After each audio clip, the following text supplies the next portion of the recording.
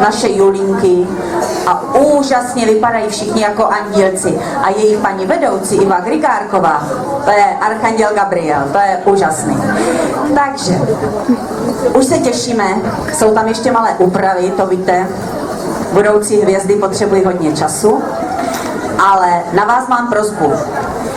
Zkuste vydržet půlhodinkový program, zkuste neodcházet, protože přece jenom ti naši malí, když vidí, že mají plné sály diváků, tak raději určitě hrají a zpívají až tančí, než když tady sedí třeba 3 poslední rodiče. Takže vydržte, věnujte jim té půlhodinky a zkuste do té 5:30 vydržet. A už se to připravuje.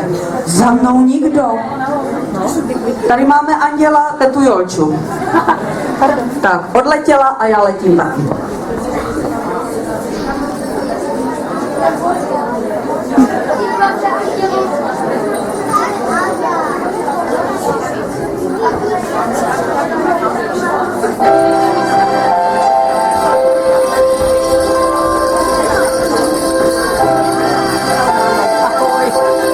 Mami, buď tam a dívej se na mě, mámo, co chceš.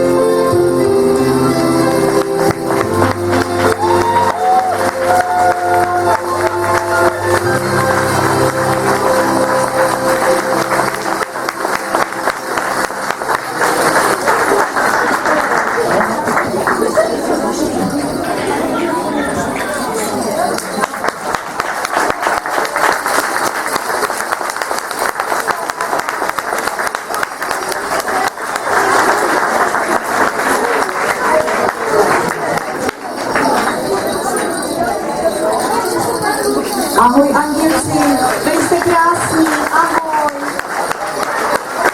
Teď jsem čekala, že narazím.